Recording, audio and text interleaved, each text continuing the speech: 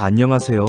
오늘은 빠르게 S&P 500 지금 투자해도 괜찮을지 알아보도록 할게요. 최근 트럼프 관세 쇼크로 S&P 500이 단 4일 만에 8조 6천억 달러가 증발했습니다. 하나로 치면 일경 2천조 원이에요. 전 세계 증시가 동시에 무너졌고 많은 분들이 멘탈도 같이 무너졌을 겁니다. 그런데 바로 이 순간 투자자들 사이에서 완전히 반대되는 두 가지 목소리가 동시에 나오고 있거든요. 한쪽은 지금이 진짜 기회다, 빠졌을 때 사야 한다고 말하고, 반대쪽은 아직 멀었다, 더 떨어진다고 말합니다. 둘 다 나름의 근거가 있어요. 오늘은 S&P 500을 지금 사야 할 이유와 사면 안 되는 이유, 양쪽을 모두 팩트로 뜯어보고 여러분이 직접 판단할 수 있게 정리해드리겠습니다. S&P 500이 뭔지부터 간단히 짚고 넘어갈게요. 미국 뉴욕 증권 거래소와 나스닥에 상장된 대형주 500개를 묶어놓은 지수인데, 애플, 마이크로소프트, 엔비디아, 아마존처럼 우리가 이름만 들어도 아는 기업들이 다 여기 들어가 있어요. 이 500개 기업의 시가총액이 미국 전체 주식시장의 약 80%를 차지하기 때문에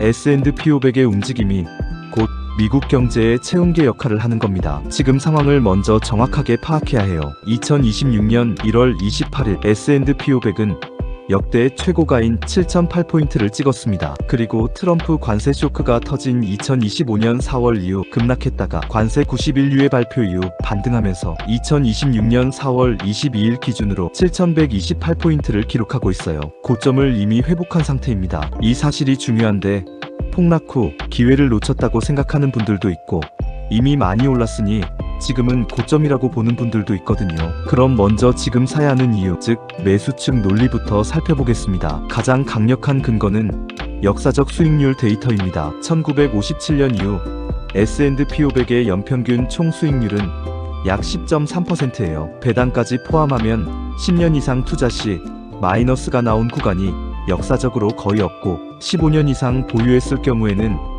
단 한 번도 손실이 나지 않았습니다. 언제 샀더라도 15년 이상 들고 있으면 반드시 플러스가 됐다는 뜻이거든요. 폭락과 회복의 패턴도 중요한 포인트입니다. S&P 500은 지금까지 수많은 위기를 겪었어요. 2000년 닷컴버블 붕괴, 2008년 금융위기, 2020년 코로나 쇼크까지 매번 큰 폭으로 무너졌지만 결국 전고점을 다시 회복했습니다. 이번 트럼프 관세 쇼크도 마찬가지였는데 4월에 무너졌다가 이미 고점을 회복했거든요. 역사적으로 대폭락 이후 전고점 회복까지 평균 4년에서 6년이 걸렸고, 코로나처럼 즉각적인 정책이 나오면 1년 이내에 회복되는 경우도 있었습니다. 기업 실적도 뒷받침이 되고 있어요. 2025년 4분기 기준으로 S&P 500 기업들의 주당 순이익 성장률은 약 12.7%, 매출 성장률은 9.0%를 기록하며 5분기 연속 두 자릿수 이익 성장을 이어갔습니다. 월가 주요 투자은행들의 2026년 말 S&P 500 목표치를 보면 골드만삭스는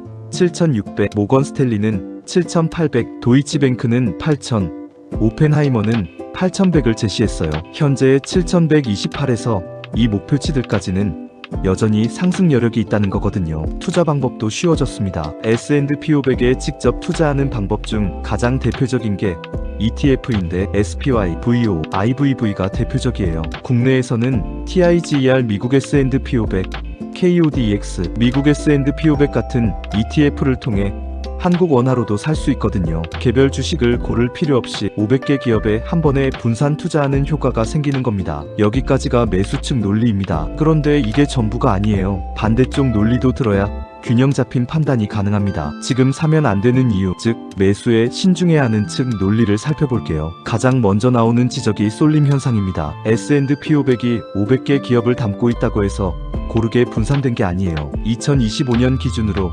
애플, 마이크로소프트, 엔비디아, 아마존, 메타 등 이른바 매그니피센트 7이라고 불리는 빅테크 7개 기업이 지수 전체의 약 32%를 차지하고 있습니다. 이 7개 기업이 흔들리면 S&P 500 전체가 흔들리는 구조거든요. 진정한 분산 투자라고 보기 어렵다는 비판이 나오는 이유가 여기에 있어요. 관세 리스크가 완전히 해소된 게 아니라는 점도 변수입니다. 트럼프가 90일 유예를 발표하면서 시장이 반등했지만 이 90일이 끝난 이후 협상이 어떻게 마무리되느냐에 따라 시장이 다시 흔들릴 수 있어요. 중국에 대한 고율 관세는 유예 없이 그대로 유지되고 있고, 중미 갈등이 격화될 경우 글로벌 공급망에 타격을 줄 수 있습니다. 밸류에이션, 즉 현재 주가가 기업의 실적 대비 얼마나 비싸냐는 문제도 있어요. S&P 500의 주가 수익 비율, 즉 PER이 현재 22배 수준인데 역사적 평균이 15배에서 17배 정도였다는 점을 감안하면 아직도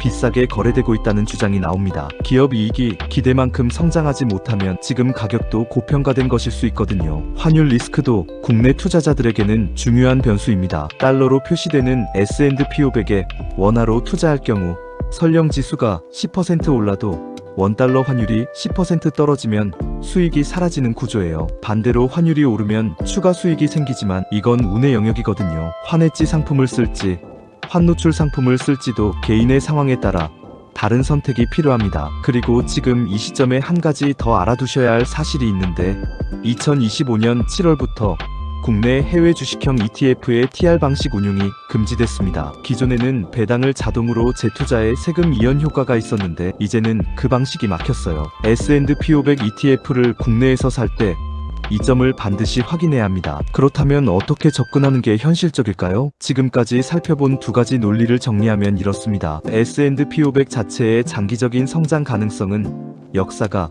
증명하고 있고 기업 실적도 현재까지는 탄탄해요. 하지만 단기적으로는 관세 협상 결과, 연준의 금리 정책, 빅테크 실적이라는 세 가지 변수가 방향을 결정할 겁니다. 마지막으로 한마디만 드리겠습니다. 오늘 영상에서 드린 정보들은 투자 권유가 아닌 여러분의 판단을 돕기 위한 정보예요. 본인의 투자 목적, 기간, 감당할 수 있는 리스크 수준을 먼저 정한 뒤에 결정하시길 바랍니다. 이 영상이 도움이 되셨다면 구독, 좋아요 한 번만 부탁드립니다.